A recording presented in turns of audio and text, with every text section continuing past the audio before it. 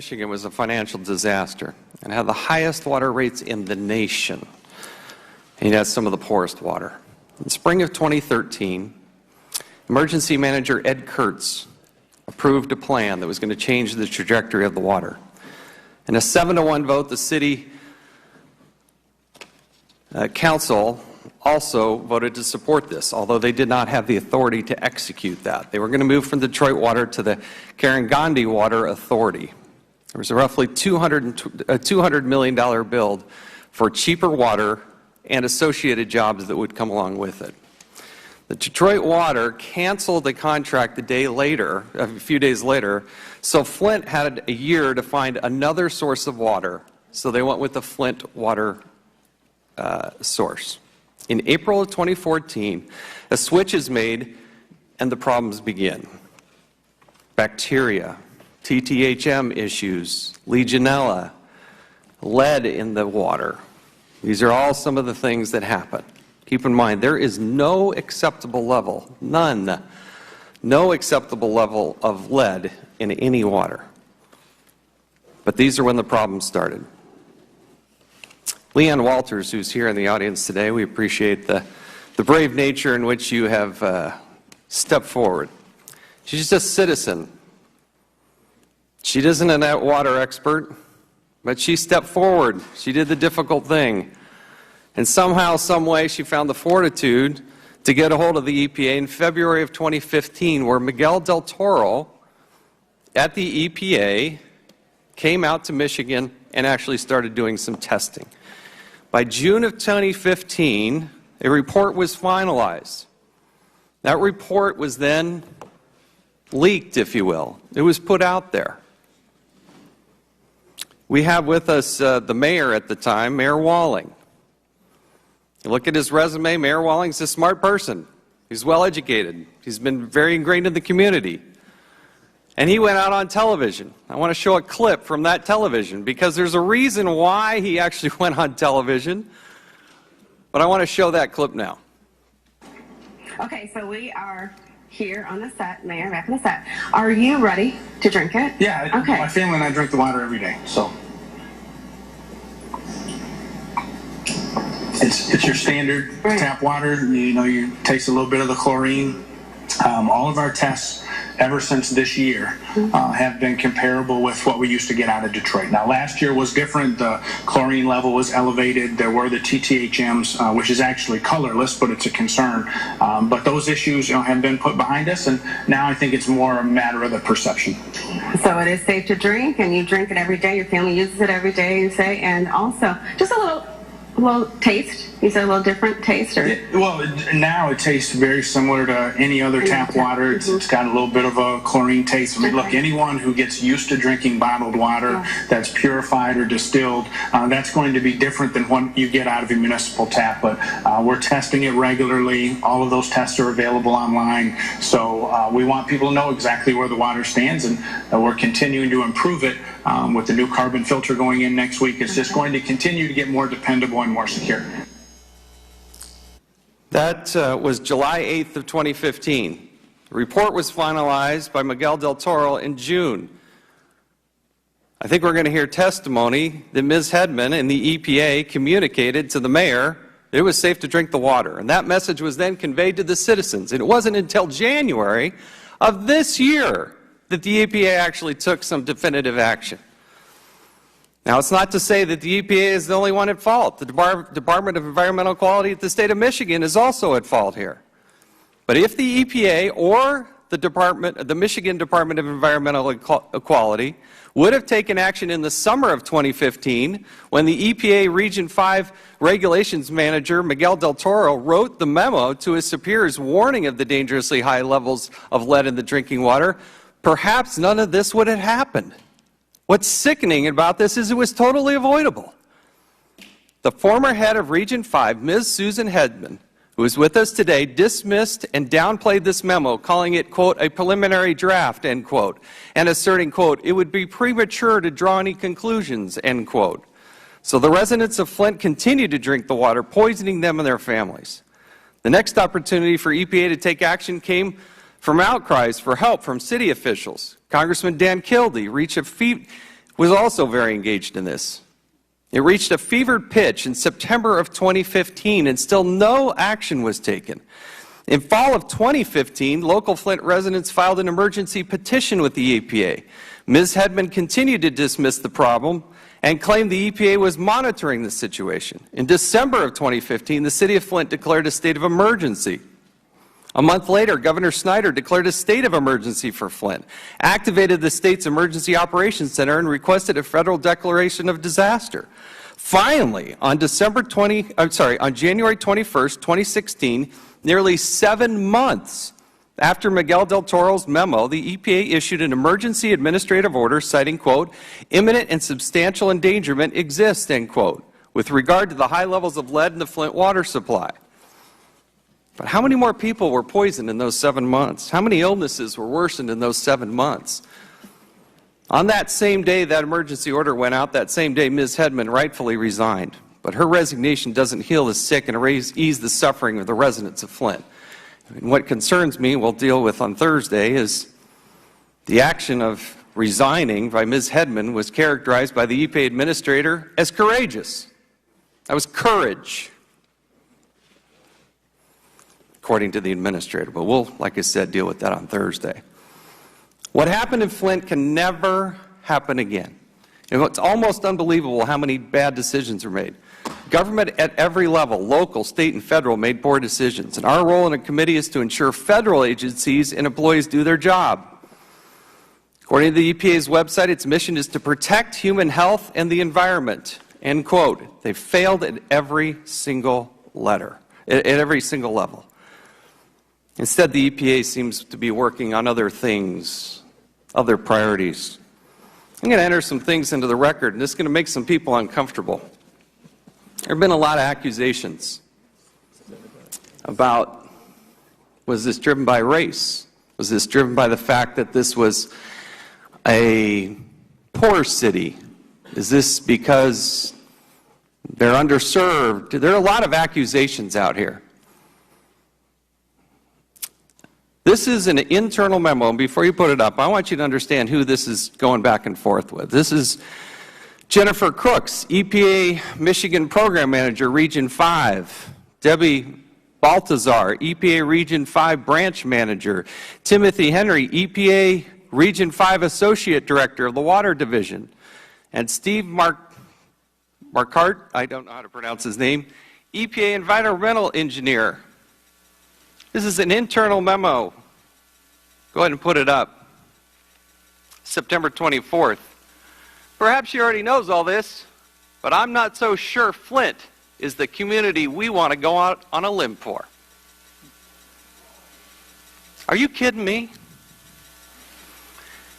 The EPA administrator says that Susan Hedman was courageous for resigning. It didn't take us but a couple hours once we got these memos to find the problem here.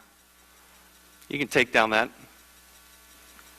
Why isn't Flint the community they go to? You know, of all the communities out there, the one that's having the toughest time is the one that needs the most protection.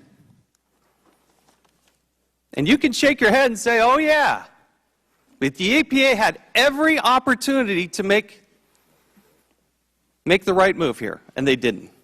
And the Department of Environmental Quality, don't think you get off the hook either. Because one of the things that is fundamentally and totally wrong here is they had the information and they would not release it to the public. The Congress now, at least the House, has passed a piece of legislation saying when you have this information, you have to release it within hours.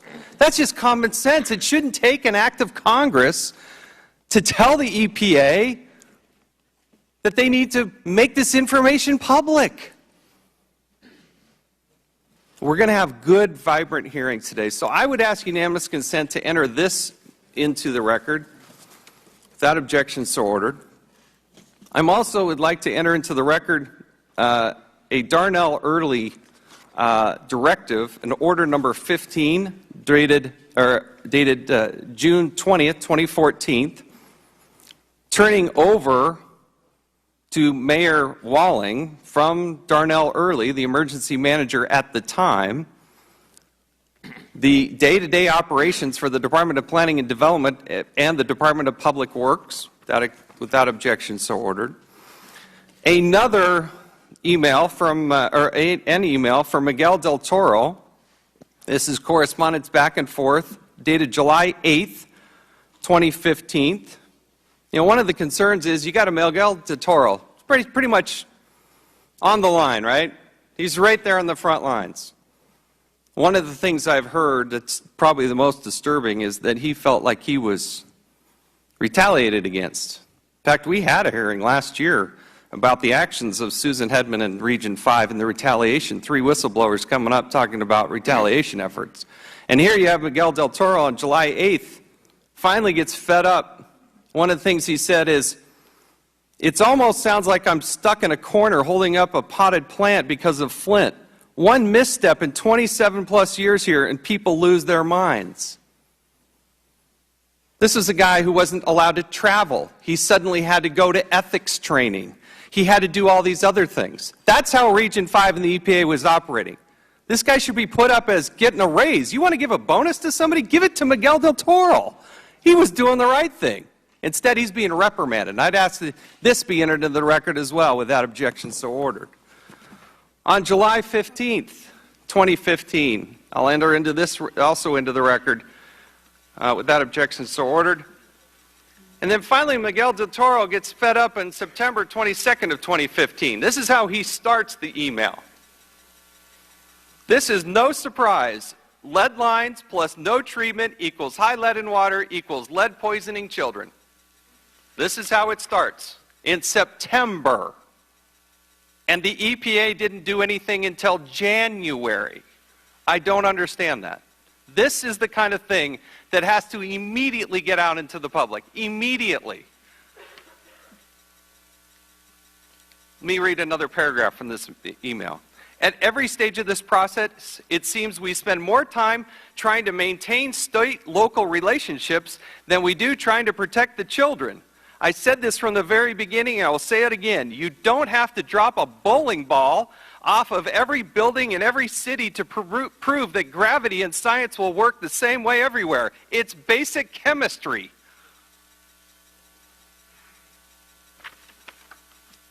And then November, I ask unanimous consent to enter that into the record without objection, so ordered. And I ask unanimous consent to enter into the record an EPA internal memo, November 3rd, 2015.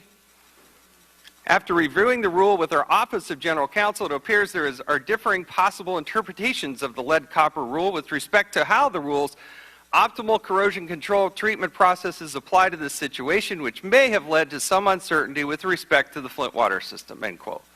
The law, something already passed out of this Congress, is the lead and copper rule is supposed to be updated every 6 years. We're now being told it won't be updated until 2018. 12 years after it was supposed to.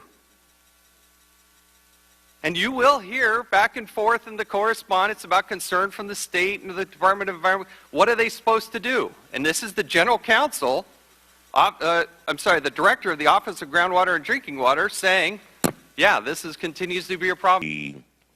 Mr. Kilsey, and I really appreciate you and Ms. Lawrence for all of your efforts for requesting this hearing and making it happen. And finally, I want to say a special thank you to the many residents of Flint, Michigan, who traveled all the way here to Washington, D.C. to attend today's hearing. And to you, we thank you. And Reverend Sharpton, I thank you for being here. I welcome you all, and I thank you so much. I believe that we have a moral obligation to conduct a comprehensive investigation of this crisis. And let's be abundantly clear, it is a crisis. We need to determine how children in the United States of America in the year of 2016 have been exposed to drinking water poisoned with lead. And not by accident, by the actions of their own government. I ask every member of this committee to take a moment and imagine what your reaction would be if this happened in your district instead of Flint. Ask yourselves, would I tolerate it? Of course you wouldn't. You would demand answers. You would demand that we examine the actions of everyone. And when I say everyone, I mean everyone. You would hear testimony from everyone involved, and you would obtain documents from everyone involved. The problem is that today we are missing the most critical witness of all, the governor of the state of Michigan, Rick Snyder. He is not here. Governor Snyder was the driving force behind Michigan's emergency manager law, which he signed in 2011 and invoked to take over the city of Flint from its local elected leaders. The governor handpicked appointees to run the city, and they decided to use water from the Flint River. They also led the Michigan Department of Environmental Quality, which failed to protect the people of Flint, according to the governor's own task force charged with investigating this crisis. Obviously, Governor Snyder should have to answer for his decisions. We asked the chairman to invite him today, but he would not. We asked the chairman to give us a date in the future for a hearing with Governor Snyder, but he would not. We asked the chairman to send the same kind of document request to Governor Snyder that he sent to the EPA, but he would not do that either. We want answers from everybody, from the EPA straight on down to the local officials. That's the way we get to the bottom of this crisis. The problem with this approach is that it undermines the credibility of Congress, our committee, and this investigation. That is totally unacceptable to the people of Flint.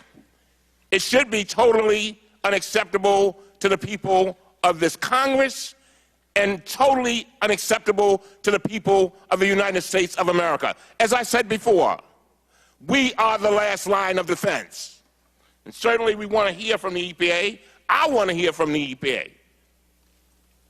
Based on what I've seen, the EPA officials should have moved much more aggressively after they detected their heightened levels of lead. But states are the primary enforcement agencies for the Safe Drinking Water Act, not the EPA. The chairman argues that we should let the state continue its own investigation, but I disagree. The state has failed the people of Flint. Now it's up to us, all of us.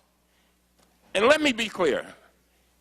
If we act selectively for political reasons, then we become a part of the problem. The information has been brought to us, and we now have a duty to investigate all aspects of the crisis. We simply do not have the right to remain silent. We do not have the right not to act.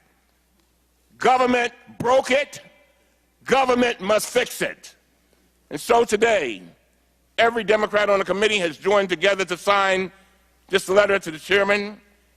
It invokes our right under the House rules to demand a hearing with witnesses of our choosing. In this letter, we officially request testimony from Governor Snyder and the three key emergency managers that he appointed to govern Flint: Edward Kirsch, Jerry Ambrose, and Darnell Early. I ask that our letter be inserted into the official hearing record, Mr. Chairman. Without objection. I ask that it be inserted into the official hearing record, and our ultimate goal must be to serve the interests of the children and the families of Flint. And so we do not know the full extent of the damage that was caused, but we know it is grave. Today, the committee received a letter from the American Academy of Pediatrics. The letter warned that thousands of children under the age of 6 have now been potentially exposed to lead through the Flint drinking water. The letter says this: As you know, the city of Flint has long been an impoverished community beset by a host of economic and infrastructure hardships. This adversity, coupled with widespread lead exposure, means that Flint's children will require significant help in coping with the impact of lead on their physical and behavioral health and development, their schooling, and much more. End of quote. As I close, Mr. Chairman, it is our job here on this committee and in this Congress to make sure this help is provided to these kids. But, Mr. Chairman, not only to the kids, but to the adults and every citizen of Flint, and to ensure that they are not forgotten after these hearings end. And that is why I say this is not a political issue. This is a moral issue. We have to investigate what happened at all levels, including the state, and then we have to turn to accountability and reform. Last but not least, Mr. Chairman, there's a fellow who had a song that I used to love. He never had any hits in my district, but he sang the song, he said, and his name was Cat Stevens. And Cat Stevens said, "Oh, very young, what will you bring us this time? You're only dancing on this earth for a short time. Oh, very young, what will you leave us this time?" And I've often said that our children are the living messages we send to a future we will never see. The question is what will they leave us? And how will we send them into that future? Will we send them strong? Will we send them hopeful? Will we rob them of their destiny? Will we rob them of their dreams? No, we will not do that. Mr. Edwards has highlighted this as an ongoing still today in Flint, Michigan, who are waking up this morning. They can't drink the water, and they can't take a shower. They're using a bottle of water to drink, and they're using a bottle of water to take a shower. And I can't even imagine my family having to go through that here in the United States of America. I was able to visit Flint with a number of members here on this past Saturday, and this is a crisis, and it affects a lot of people. And I think these hearings have been very productive. There are people that have been exposed to drinking lead-laced water for more than a year. And this is, I believe, a failure at every level, and I think most everybody has acknowledged that. Let's remember that Flint City was a city in crisis. Financial situation was dire at best. The people of Michigan made a decision, and emergency managers were put into place, save dollars. And I think the idea, desire to reduce the rate of the cost of water, as well as improve the quality of water, was where this started, but it's not where it ended up. At every level in Michigan, from the city to the Department of Public Works to the emergency manager to the Michigan Department of Environmental Quality, there were failures. And there's questions about the accuracy of the data that was provided. Some of those people were responsible and reported to the governor of Michigan. And I appreciate the governor volunteering and suggesting that coming here and testifying before Congress to tell his version of the story was an appropriate thing. And Governor, I appreciate your willingness to come talk to this body, because there are some serious questions, and we do want to get to the bottom of it. The Congress also has responsibility and jurisdiction over the EPA. The funding of the EPA, obviously being a federal organization, we have jurisdiction, and it's proper and important that we look at things from that perspective as well. In February, Leanne Walters, who's here in the audience with us today, finally got fed up with what was going on, where she managed to get a hold of the EPA, and Miguel del Toro from the EPA showed up on the scene and started to test the water. He should be highly commended for his actions and the things that he did. And I appreciate Leanne Walters and her family for stepping forward, and can't even express, I just can't even imagine what her and her family and her son, who I met, got a picture with, what they've been through. By June, the EPA clearly knew that this was a crisis. They absolutely knew that this was a problem. And Susan Hedman, as the administrator for the Region 5, she definitively knew that there was a problem. The mayor at the time in Flint asked what had happened. Is the water safe to drink? He was told, don't pay no attention to the report that was written by the EPA, and actually went on local television and told people it was safe to drink the water. Move forward to September 24th. One of the more troubling things, I want to put up this graphic. This is an internal email within the EPA talking about Susan Hedman. Perhaps she, Susan Hedman, already knows this, but I'm not so sure Flint is the community we want to go out on a limb for. End quote. You can take that down. It's one of the more offensive, concerning things I've seen. That there were people, more than one, that were making decisions and thinking that, well, maybe Flint isn't who we should go out on a limb for. Are you kidding me? Of all the communities out there, Flint is the #1 place that they should have been going out on a limb for. It's depressed economically. They're going through their own economic crisis, and there's internal discussion at the EPA deciding whether or not we should go out on a limb for. Days later, the EPA administrator said Ms. Hedman's work was, quote, very encouraging, end quote. Gina McCarthy said, quote, they're making great progress. But it wasn't until January of 2016 that the EPA actually took definitive action. The day after that, Susan Hedman, the Region 5 administrator, resigns.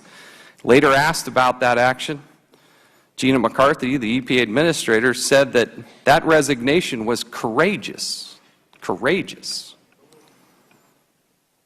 That's something we're going to talk about here. This isn't supposed to happen here. We're not some third world country where you get 100,000 people who get poisoned for long periods of time.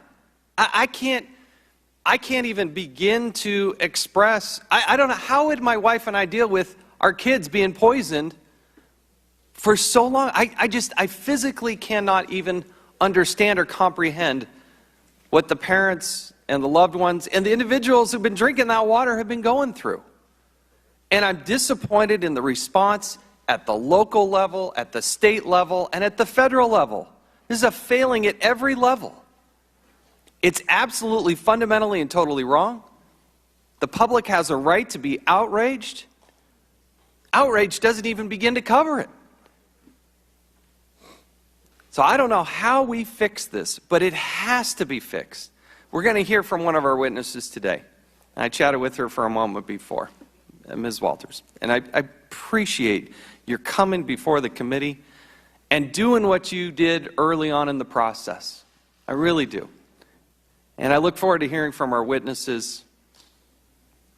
We can't let this happen. It should have never happened in the first place. And I am proud of this committee for holding this hearing. We will get to the bottom of this, and as Mr. Walberg said, we will do it in a bipartisan way. I live in a neighborhood where lead is a problem. I'm very sensitive to this issue. Governor Snyder has been described as running the state of Michigan like a business. Well, what if this was a business? What if a CEO ran a company that sold toys laced with lead that children put in their mouths? What if those children were poisoned as a result? And what if that CEO ignored warnings for more than a year as those kids got sicker and sicker and sicker? There's no doubt in my mind that if a corporate CEO did what Governor Snyder's administration has done, he would be hauled up on criminal charges. The board of directors would throw him out, and the shareholders would revolt. This is similar to what is happening now to Governor Snyder. The special counsel for the state attorney general's office has launched an investigation. And he says, I didn't say this, he says, that state officials could face charges including breach of duty, gross negligence, or even manslaughter. Charges, he says, are, and I quote, not far-fetched, end of quote. On our committee, we've obtained documents showing that people all around the governor, including his chief of staff, were sounding the alarms, but he either ignored them or didn't hear them. So we're talking about quotes. Let's talk about them. In October 2014, the governor's top legal advisor had warned that Flint should, and I quote, get back on the Detroit system as a stopgap as soon as possible before this thing is too far out of control. End of quote. That's the chief of staff. In March of 2015, the governor's own chief of staff, now that was his legal advisor, but his chief of staff said in March of 2015, if we procrastinate any longer in doing something direct, we'll have real trouble, end of quote. That's from the chief of staff. And in July, his chief of staff again warned that Flint residents, and I quote, are concerned, and rightfully so, about the lead level studies they are receiving. They are basically getting blown off by us, end of quote. The document reveals failures at every level, led by Governor Snyder's hand-picked appointees, and the governor's fingerprints are all over this. His Department of Environmental Quality, his Department of Health and Human Services, his inner circle of top aides, his press staff, and his chief of staff, and of course the emergency managers the governor put in charge of Flint. There will now be an entire generation of children who suffer from brain damage, learning disabilities, and many other horrible effects of lead poisoning that were inflicted on them by Governor Snyder's administration. There'll be many children, Mr. Chairman, who will sit in the second and third grade and will not be able to read the words "see spot run" and won't know why. But the reason why is because there's lead in their veins. Now, Republicans are desperately trying to blame everything on the EPA. So let me say this. I agree that the EPA should have done more. They should have rushed in sooner to rescue the people of Michigan from Governor Snyder's vindictive administration and his utter incompetence at every level. Governor Snyder's administration had primary responsibility for enforcement under the Safe Drinking Water Act, not the EPA. Governor Snyder's administration chose to switch to the Flint River for a source of water, not the EPA. Governor Snyder's administration ignored warnings from the Flint Water Treatment Plant supervisor not to go forward with the switch, not the EPA. Governor Snyder's administration falsely told the city of Flint that corrosion control was unnecessary, not the EPA. Governor Snyder's administration delayed corrosion control for months and harmed thousands of additional people in the process, not the EPA. Governor Snyder's administration overruled the Flint City Council's vote to return to clean Detroit water, not the EPA, as I close. So yes, I agree. The EPA should have snatched control out of Governor Snyder's hands even sooner than they did. But Governor Snyder's administration caused this horrific disaster and poisoned the children of Flint. On the governor's website, his motto is, and I quote, "Reinventing Michigan, getting it right, getting it done," end of quote. It's hard to imagine a more misleading slogan. It also says this, and I quote, "We will learn from this experience," end of quote. And so, as I said earlier in the other hearing, these children, when we're dead and gone, these children will suffer for what we failed to do. And so, Mr. Chairman, as I've said to you before, we have to be the last line of defense. We have to be it, because generations yet unborn will suffer. But we've got to do everything in our power to mitigate that. I look forward to the hearing, and I yield back.